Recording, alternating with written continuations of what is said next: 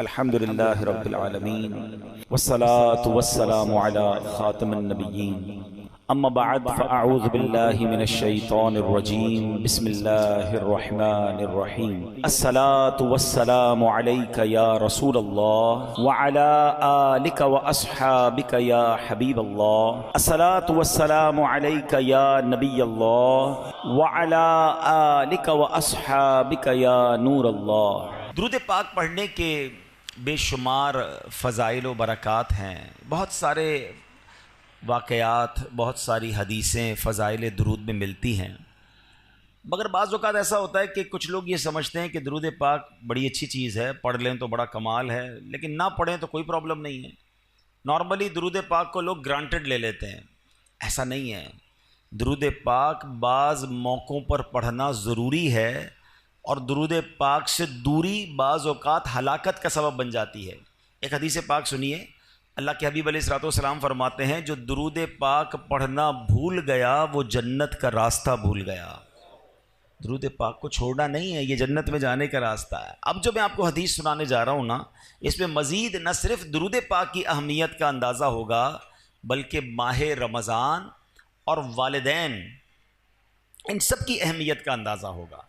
سرکار دو عالم نور مجسم صلی اللہ تعالی علیہ وسلم ایک بار مسجد نبوی شریف میں ممبر اقدس پر تشریف لے گئے، اور میرے آقا علیہ الصلوۃ والسلام نے ممبر اقدس پر اپنا جب پہلا پیر رکھا، قدم مبارک رکھا تو فرمایا آمین۔ اگلا قدم رکھا، فرمایا آمین۔ تیسرا قدم مبارک رکھا، فرمایا آمین۔ صحابہ کرام کا کمال یہ تھا کہ جب بھی وہ پیارے آقا علیہ الصلوۃ والسلام میں کوئی غیر معمولی چیز دیکھتے تھے، ان یوزول کوئی معاملہ دیکھتے تو فوراً سوال کرتے تھے۔ تو سوال کیا، حضور یہ آپ نے ہر قدم مبارک پر آمین فرمایا، اس کے پیچھے کیا حکمت ہے؟ حدیث کا خلاصہ ہے، سرکار دو عالم علیہ الصلوۃ والسلام فرماتے ہیں میرے پاس جبریل امین آئے اور انہوں نے یہ دعا کی کہ یا اللہ جو ماہ رمضان کو پائے اور اپنی مغفرت نہ کروا سکے وہ ہلاک و برباد ہو جائے۔ آقا فرماتے میں نے اس دعا پر آمین کہا ہے۔ دوسری سیڑھی پر قدم رکھا تو جبریل امین نے دعا کی کہ یا اللہ جو اپنے ماں باپ کو بڑھاپے میں پائے اور ان کی خدمت اسے جنت میں نہ پہنچائے تو وہ ہلاک و برباد ہو جائے۔ آقا فرماتے میں نے اس دعا پر آمین کہا۔ اور تیسری سیڑھی پر جب قدم رکھا تو نبی پاک علیہ الصلوۃ والسلام فرماتے ہیں کہ جبریل امین نے دعا کی کہ یا اللہ جو نبی پاک علیہ الصلوۃ والسلام کا نام سنے اور آپ پر درود نہ پڑھے وہ بھی ہلاک و برباد ہو جائے۔ میرے آقا فرماتے ہیں میں نے اس دعا پر آمین کہا۔ اب ذرا غور کیجئے، سب سے پہلے تو یہ سمجھتے ہیں اس دعا کی امپورٹنس کتنی ہے، اس دعا کا مرتبہ کتنا ہے۔ دعا کرنے والے کون ہیں؟ فرشتوں کے سردار جبریل امین، اور آمین کہنے والے کون ہیں؟ نبیوں کے سردار صلی اللہ تعالی علیہ وسلم، جناب رحمت للعالمین۔ اٹ مینز دعا کے قبولیت میں تو کوئی شک نہیں ہے۔ اب یہ تینوں کام بڑے اہم ہو گئے نا، رمضان ملے اور مغفرت نہ ہو وہ مارا جائے گا، وہ برباد ہو جائے گا۔ لیکن آپ سوچیں کہ رمضان میں میری اور آپ کی مغفرت کا انتظام کیسا کیا رب نے۔ آئے ہائے، قربان جائیں اللہ کی رحمت پر۔ عشرہ رحمت کی آخری گھڑیاں چل رہی ہیں، سبحان اللہ۔ یعنی آپ اگر رمضان کو تھورولی دیکھیں نا تو یہ پورا پیکج ہے کہ کسی طریقے سے میرے بندے بخشے جائیں۔ رمضان ہے کیا؟ مولا علی شیر خدا کرم اللہ تعالی وجہ الکریم فرماتے ہیں اگر اللہ کو اس امت کو عذاب دینا ہوتا نا تو اس امت کو رمضان اور سورہ اخلاص عطا نہ فرماتا۔ بھئی اسی ایک روایت سے سمجھ جاؤ نا کہ رمضان کیا ہے، یہ آیا ہی بخشوانے ہیں۔ اب ذرا پیکج دیکھیں کیا ہے۔ سب سے بڑا پرابلم ہمارا، ہمیں گناہوں کی طرف کون لے جاتا ہے؟ کون لے جاتا ہے؟ شیطان، ہمارا کھلا دشمن ہے نا، ہمیشہ بہکائے گا، نماز نہیں پڑھنے دے گا، عبادت نہیں کرنے دے گا، ہمارے دلوں میں وسوسے ڈالے گا۔ جو ہمارا سب سے بڑا دشمن ہے اس کو بند کر دیا، گلی مک گئی نا۔ اگر دشمن ہی نہیں ہے تو پھر تو مقابلہ ہی ختم ہو گیا۔ اچھا شیطان کو بند کیا، جنت کے دروازے کھول دیے، دوزخ کو تالے لگا دیے گئے، اور پھر سبحان اللہ فرمایا کہ روزہ دار کے لیے سمندر میں مچھلیاں، سوراخوں میں چونٹیاں بھی دعائیں کرتی ہیں۔ نفل کا ثواب فرض کے برابر، فرض کا ثواب 70 گنا کر دیا۔ روزانہ افطار کے وقت 10 لاکھ گناہگار جہنم سے آزاد کر دیے گئے۔ اچھا روزانہ رات رحمت کا فرشتہ ندا دے رہا ہے، آسمان سے آوازیں لگائی جا رہی ہیں، ہے کوئی مانگنے والا اس کی توبہ قبول کی جائے، ہے کوئی مغفرت کا سوالی اس کا سوال. یعنی جو فقیر ہوتا ہے نا وہ سخی کے در پہ جا کر کہتا ہے کچھ دے دو آپ کی مہربانی، وہاں سے خود ندائیں ہیں کہ مانگ لو جو مانگنا ہے. یہ بتاؤ بخشش کا کوئی بہانہ نہیں چھوڑا گیا ہے. لیکن اگر پھر بھی رمضان میں کوئی نہ بخشا جائے، جو اس مہینے میں بھی گناہ کرے، روزے نہ رکھے، نمازیں نہ پڑھے، ہیں اس مہینے میں راتوں کو گناہ میں گزارے، راتوں میں پھر برے کام کرے. اب کتنی سخت بات ہے کہ تمہارا دشمن شیطان بند کر دیا پھر بھی تم گناہوں سے باز نہیں آ رہے. اب اس میں بھی کچھ لوگوں کو وسوسہ آتا ہے کہ یار جب شیطان بند ہے تو گناہ کیوں ہو رہے ہیں؟ تو اس کی وجہ یہ علماء نے بڑی پیاری مثال دی کہ اگر آپ سائیکل چلائیں اور چلاتے چلاتے بہت دیر تک چلاتے رہے، اس کے بعد پیڈل مارنا چھوڑ دیں، پھر بھی سائیکل کافی دیر تک چلتی رہتی ہے. تو 11 مہینے جو شیطان نے پیڈل مارے نا ہم پر، تو یہ سائیکل کو بریک تو اچھا سائیکل پیڈل مارنا چھوڑ دیں پھر رکے گی کیسے؟ ایک بار روک دیں، اب نہیں چلے گی، کیونکہ جب تک آپ پیڈل نہیں ماریں گے سائیکل نہیں چلے گی. ایسا ہی ہے نا، ہم بریک نہیں مارتے.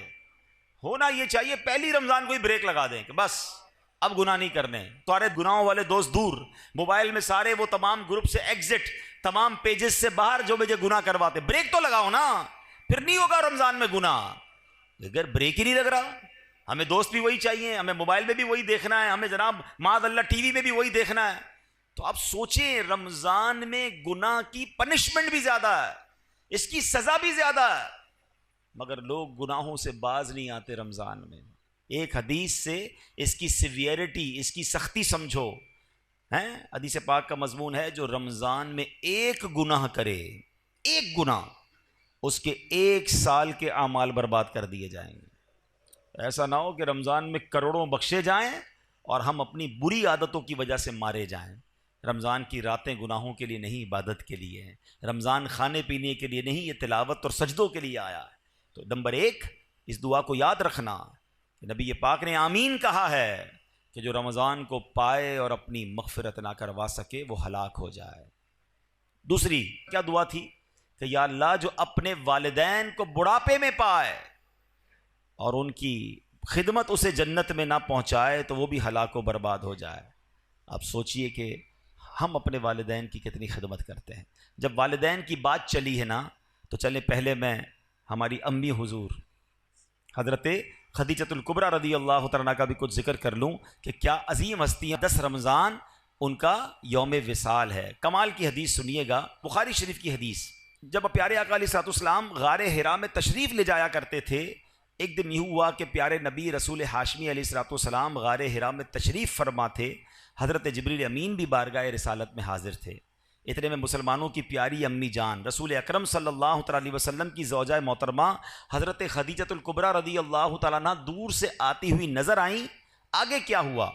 بخاری شریف کی حدیث سے پاک سنیے کہ صحابی رسول حضرت ابو ہریرہ رضی اللہ تعالیٰ عنہ فرماتے ہیں حضرت جبریل امین نے خدیجۃ الکبریٰ رضی اللہ تعالیٰ عنہ کو دیکھا تو عرض کیا یا رسول اللہ صلی اللہ تعالیٰ علیہ وسلم، یہ خدیجہ آ رہی ہیں، ان کے پاس برتن ہے جس میں کھانا ہے، جب وہ آپ کے پاس پہنچ جائیں تو انہیں اللہ پاک کا بھی سلام دیجئے، میرا بھی سلام کہیے، اور انہیں یہ خوشخبری سنا دیجئے کہ جنت میں ان کے لیے اندر سے خالی یعنی خولدار موتیوں سے بنا ہوا گھر ہے جس میں نہ کوئی شور ہے نہ کوئی تکلیف ہے. اللہ کا سلام، جبریل امین کا سلام اور جنت میں گھر کی بشارت. جب حضرت خدیجہ نبی پاک کے پاس پہنچی تو پیارے آقا علیہ الصلوۃ والسلام نے فرمایا اللہ پاک اور حضرت جبریل نے تمہیں سلام کہا ہے. تو اس کا جواب دیتے ہوئے حضرت خدیجہ نے کیا کہا؟ ان اللہ هو السلام وعلی جبریل السلام وعلیک السلام ورحمۃ اللہ وبرکاتہ. یعنی اللہ پاک سلام ہے اور حضرت جبرائیل اور آپ علیہ الصلوۃ والسلام پر سلامتی، اللہ پاک کی رحمتیں اور برکتیں ہوں. یہ مرتبہ ہے ہماری امی حضور حضرت خدیجۃ الکبریٰ رضی اللہ تعالی عنہا کا. مادر اولین اہل ایمان کی ہے یہ اس کی بزرگی و پاکیزگی، برگزیدہ ہے رب محمد کی بھی، عرش سے جس پہ تسلیم نازل ہوئی، اس سرائے سلامت پہ لاکھوں سلام. اس کا جبریل ملحوظ رکھے ادب، جنتی گوہریں گھر اسے بخش رب، کوئی تکلیف اس میں نہ شور و شغب، منزل من قصب لا نصب لا صخب، ایسے کو شک کی زینت پہ لاکھوں سلام. سبحان اللہ. حضرت خدیجہ کا مرتبہ آپ کا کچھ تعارف بھی سن لیتے ہیں۔ سبحان اللہ، آپ رضی اللہ تعالیٰ عنہ کی کیا شان ہے۔ آپ کی کنیت ام قاسم ہے، آپ کا سب سے مشہور لقب الکبریٰ ہے۔ آپ بہت پاک باز، بہت باہمت، بلند حوصلہ، باعزت، اعلیٰ نسب رکھنے والی اور نہایت عقل مند خاتون تھیں۔ آپ کے اعلیٰ اوصاف و کمالات کی کیا شان ہے کہ زمانہ جاہلیت میں بھی آپ کو طاہرہ یعنی پاکیزہ خاتون اور سیدۃ قریش یعنی قریش کی سردار خاتون کے لقب سے پکارا جاتا تھا۔ اسلام کا اعلان نہیں ہوا، اس سے پہلے کی بات ہو رہی ہے۔ حضرت خدیجہ کا ایک بڑا پیارا لقب صدیقہ بھی ہے۔ نبی پاک علیہ الصلوۃ والسلام نے فرمایا ہذہ صدیقۃ امتی، یعنی یہ میری امت کی صدیقہ ہیں۔ ایک اور خوبصورت بات کہ پیارے آقا کے 7 اولاد ہوئیں، یاد رکھیے گا 7 بچے ہیں نبی پاک علیہ الصلوۃ والسلام کے، 4 شہزادیاں حضرت زینب، حضرت رقیہ، حضرت ام کلثوم اور بی بی فاطمہ رضی اللہ تعالی عنہن، اور 3 شہزادے حضرت قاسم، حضرت عبداللہ اور حضرت ابراہیم۔ ان میں سے صرف حضرت ابراہیم جو تھے وہ حضرت ماریہ قبطیہ رضی اللہ تعالیٰ عنہ کے شہزادے ہیں۔ باقی ساری اولاد نبی پاک علیہ الصلوۃ والسلام کی وہ حضرت خدیجہ رضی اللہ تعالیٰ عنہ سے ہے، یہ یاد رہے۔ ایک اور خوبصورت بات کہ جب نبی پاک علیہ الصلوۃ والسلام نے ان سے نکاح فرمایا، پیارے آقا کی عمر مبارک 25 سال تھی، اور جب تک بی بی خدیجہ دنیا میں ظاہری حیات میں رہیں، میرے آقا علیہ الصلوۃ والسلام نے کسی اور سے نکاح نہیں کیا۔ اور ایک اور شاندار بات کہ تمام دنیا کے سیدوں کی، حسنی حسینی سیدوں کی جو نانی جان ہیں وہ حضرت خدیجۃ الکبریٰ رضی اللہ تعالیٰ عنہ۔ 65 سال کی عمر میں 10 رمضان المبارک 10 سن نبوی آپ کا وصال مکہ مکرمہ میں ہوا۔ آج بھی آپ کا مزار جنت المعالی مکہ مکرمہ میں موجود ہے۔ اللہ کریم تربت حضرت خدیجہ پر اپنی کروڑوں رحمتوں کی بارش نازل فرمائے اور ہم سب کو ان کے فیضان سے مالا مال فرمائے۔ آپ ایک رول ماڈل ہیں۔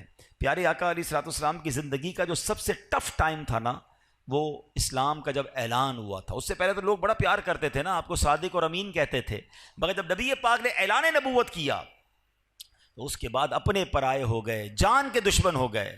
مگر آپ کی زوجہ حضرت خدیجہ نے جو نبی پاک کو حوصلہ دیا، جو آپ کا ساتھ دیا، پیارے آقا علیہ الصلوۃ والسلام اپنی زندگی کے حیات طیبہ کے آخری لمحات تک حضرت خدیجہ کو یاد کرتے تھے کہ خدیجہ نے مجھے اس وقت ساتھ دیا جب میرا کوئی ساتھ دینے والا نہیں تھا۔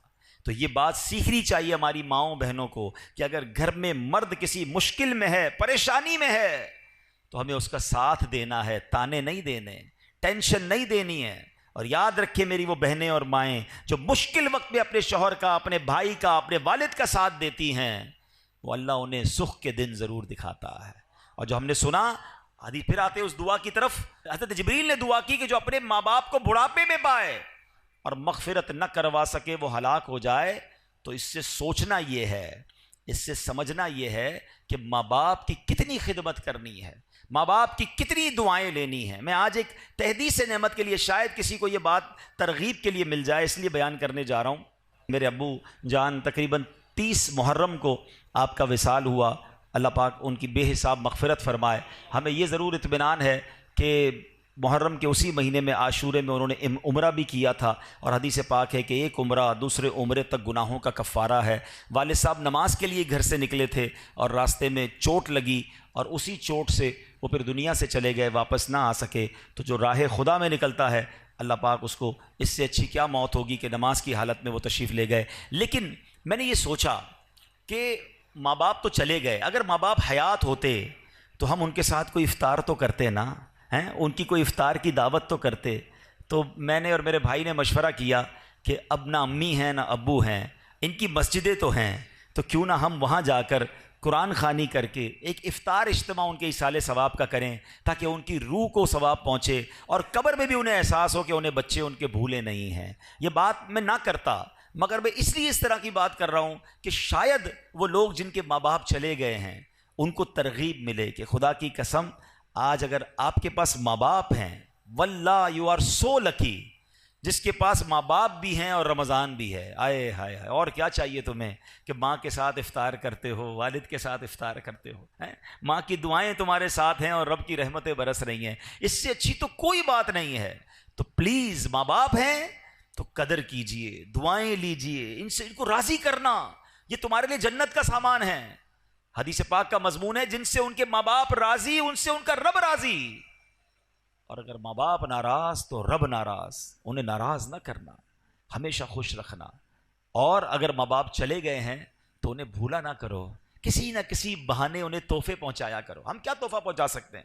اب تو ان کو کوئی پیسے تو نہیں دے سکتے، کوئی سوٹ پیس بھی نہیں دے سکتے، مگر دعائیں تو دے سکتے ہیں، ثواب تو پہنچا سکتے ہیں۔ ہر بندہ اپنی حیثیت کے مطابق کرے، ضروری نہیں کہ آپ بہت بڑا افطار اجتماع اماں جان کے لیے کریں گے تو ہی ثواب پہنچے گا، پوری مسجد بنائیں گے۔ ہر بندہ اپنی حیثیت کے مطابق، آپ مسجد میں ایک اینٹ لگا دیں اگر آپ کی جتنی حیثیت ہے، آپ 2 کھجوریں کسی کو کھلا دیں کہ یہ میرے ابو کے نام کی ایک کھجور، یہ میری والدہ کے نام کی ایک کھجور، انہیں پتہ تو چلے، انہیں ان کی روح کو احساس تو ہو کہ بچوں نے یاد رکھا ہے، بھول نہیں گئے، بھولی بسری داستان نہیں بن گئے ہم۔ اور آج آپ اپنے ماں باپ کو یاد رکھیں گے، کل آپ کے بچے آپ کو مرنے کے بعد یاد رکھیں گے۔ تو یہ سلسلہ آگے بڑھنا چاہیے۔ ماں باپ کی وجہ سے ہم جو کچھ ہیں آج ہیں، اللہ جو ہمیں عطائیں فرما رہا ہے، انہوں نے دن رات ہمارے لیے دعائیں کی ہیں، تو ہمیں ان کی قبر میں انہیں راحت پہنچانی چاہیے، وقتاً فوقتاً انہیں تحفے بھجوانے چاہیے۔ عید آتی تھی تو ماں کو سوٹ پیس دیتے تھے نا، ماں کو تحفہ دیتے تھے، اب نہیں دے پا رہے تو کوئی مسجد میں صدقہ جاریہ والا کام کر کے امی کو ثواب پہنچا دیں، کسی غریب کا بھلا کر دیں، نیت یہ کریں کہ میں اپنے ماں باپ کے لیے کر رہا ہوں۔ آپ کو پتہ ہے ماں باپ کے لیے ایصال ثواب کرنا کتنی بڑی نعمت ہے؟ جو بچہ اپنے ماں باپ کے لیے حج کرتا ہے نا، یعنی اگر فرض حج پہلے کر لیا، اب نفلی حج کرنے جا رہا ہے اور نیت کرتا ہے کہ میں اپنے والدین کے لیے کر رہا ہوں، تو حدیثوں میں یہ الفاظ آتے ہیں کہ ماں باپ کو تو حج کا ثواب ملے گا، اس بچے کو 10 حج کرنے کا ثواب ملے گا۔ کمال کی ہستیاں ہیں، ان کی وجہ سے ہمارا ثواب بھی ملٹیپلائی ہو جاتا ہے، تو پھر کیوں انہیں بھولیں؟ خوب ایصال ثواب کریں، ان کی قبر پر جایا کریں۔ اور تیسری حدیث پاک کا جو جز تھا، تیسری دعا تھی کہ اللہ کے نبی علیہ الصلوۃ والسلام نے فرمایا کہ جو پیارے آقا علیہ الصلوۃ والسلام کا نام نامی سنے اور درود پاک نہ پڑھے وہ بھی ہلاک و برباد ہو جائے گا۔ تو خوب درود پاک پڑھیں، خوب درود پاک پڑھیں۔ اس مہینے میں درود پاک پڑھنے کی عادت ڈالیں۔ علماء نے یہ بڑا آسان کر دیا ہمارے لیے کہ اگر ہم کبھی نبی پاک علیہ الصلوۃ والسلام کا نام سنیں اور درود پڑھنا بھول گئے تو علماء کہتے ہیں دن میں ایک مخصوص تعداد میں درود پاک پڑھ لیا کرو، 100 بار، 200 بار، 300 بار، تو پورے دن میں جتنی بار بھی نام نامی سنا ہوگا، لیا ہوگا، درود نہیں پڑھ سکے تو اب جو یہ پڑھو گے یہ پڑھنا قائم مقام ہو جائے گا۔ تو اللہ کریم سے میں دعا کرتا ہوں کہ رب کریم ہمیں ماہ رمضان کی قدر نصیب فرمائے، اپنے والدین کی قدر نصیب فرمائے، ہمیں درود پاک کی کثرت کرنے کی توفیق عطا فرمائے۔ رمضان میں تراویح میں جی نہ چرایا کریں۔ کچھ لوگوں کو دیکھا ہے شروع میں 3-4 دن آتے ہیں پھر غائب ہو جاتے ہیں، یا 2-5 روزہ 10 روزہ تراویح پڑھ کے سمجھتے ہیں تراویح معاف ہو گئی ہے۔ تراویح سنت مؤکدہ ہے۔ آپ کو پتہ ہے تراویح کا ثواب کتنا ہے؟ رمضان میں ہر سجدے پر اللہ کریم 1500 نیکیاں عطا فرماتا ہے، ہر سجدے پر جنت میں سرخ یاقوت کا ایک گھر عطا کیا جاتا ہے۔ ہائے ہائے ہائے، اتنی اللہ نے رحمتیں آسان کر دی، پھر ہم تراویحوں سے بھاگ جاتے ہیں۔ تراویح بھی پڑھیں، نوافل بھی پڑھیں، تہجد بھی پڑھیں، اللہ توفیق دے اشراق چاشت بھی پڑھیں، رغبت کریں۔ یہ وقت آیا، آپ کو پتہ ہے پچھلے رمضان میں کئی لوگ ہمارے ساتھ تھے، کیا پتہ اور آج نہیں ہے، کیا پتہ اگلے رمضان میں ہم نہ ہوں۔ تو اس رمضان کو اپنا آخری رمضان سمجھیں اور خوب عبادتیں کر لیں، یہ بخشوانے آیا ہے تو کر لیجئے جتنی نیکیاں کرنی ہیں۔ اور آخر میں عرض یہ ہے کہ اس مہینے میں سخاوت بھی کیجیے اپنی حیثیت کے مطابق، اپنے غریب رشتہ داروں کی مدد کیجیے، دیگر مسلمانوں کی مدد کیجیے، اور اس کے بعد میری گزارش ہے اپنی دعوت اسلامی کا بھی ساتھ دیں۔ اللہ پاک عمل کرنے کی توفیق عطا فرمائے، اللہ پاک اس مہینے کی برکتیں ہم سب کو نصیب فرمائے۔ صلو علی الحبیب صلی اللہ تعالی علی محمد صلی اللہ علیہ وسلم۔ الحمدللہ رب العالمین والصلاة والسلام علی خاتم النبیین، یا ارحم الراحمین یا ارحم الراحمین یا ارحم الراحمین، یا ربنا یا ربنا یا ربنا یا ربنا یا ربنا۔ اے رب کریم ہماری زندگی میں جو ٹوٹے پھوٹے نیک اعمال ہیں میرے مالک، ان تمام اعمال کا ثواب سرکار دو عالم نور مجسم صلی اللہ تعالیٰ علیہ وسلم کی بارگاہ میں ہدیتاً تحفتاً عقیدتاً پیش کرتے ہیں، قبول فرما۔ پیارے آقا کے وسیلہ جلیلہ سے تمام انبیاء کرام، تمام صحابہ کرام، بالخصوص ازواج مطہرات ہماری امی حضور حضرت خدیجۃ الکبریٰ رضی اللہ تعالی عنہا، تمام شہدائے کربلا، شہدائے بدر، شہدائے احد والدین مصطفیٰ کی ارواح کو پیش کرتے ہیں قبول فرما۔ اے رب کریم تمام اولیاء کاملین خصوصاً بالخصوص پیران پیر پیر دستگیر شیخ عبد القادر جیلانی رحمۃ اللہ تعالی علیہ کی روح مبارکہ کو پیش کرتے ہیں قبول فرما۔ اے اللہ سیدی اعلیٰ حضرت کو اس کا ایصال ثواب پیش کرتے ہیں قبول فرما۔ تمام مسلمین تمام مسلمات بالخصوص میرے مرحوم والدین دادا دادی نانا نانی تمام رشتہ دار اور یہاں جتنے اسلامی بھائی موجود ہیں اللہ ان میں سے جن کے والدین دنیا سے چلے گئے والدین میں سے کوئی ایک اے اللہ ان کو اس کا ثواب پیش کرتے ہیں قبول فرما۔ اے اللہ بخشے جانے والوں میں ہمارا نام بھی شامل فرما دے۔ اے اللہ آج ہماری بھی مغفرت فرما دے، ہمارے ماں باپ کو بخش دے، ہمارے بھائی بہنوں کو بخش دے، ہمارے بیوی بچوں کو بخش دے۔ اے اللہ سرکار علیہ الصلوۃ والسلام کی ساری امت کی بخشش فرما۔ ربنا تقبل منا انک انت السمیع العلیم وتب علینا یا مولانا انک انت التواب الرحیم وافوض امری الی اللہ ان اللہ بصیر بالعباد لا الہ الا انت سبحانک انی کنت من الظالمین۔ اے اللہ بیماروں کو شفا عطا فرما، قرض داروں کے قرضے اتر جائیں، بے اولادوں کو نیک اور صالح اولاد عطا فرما، ہم سب کو اسی رمضان میں مکہ مدینے کی حاضری عطا فرما۔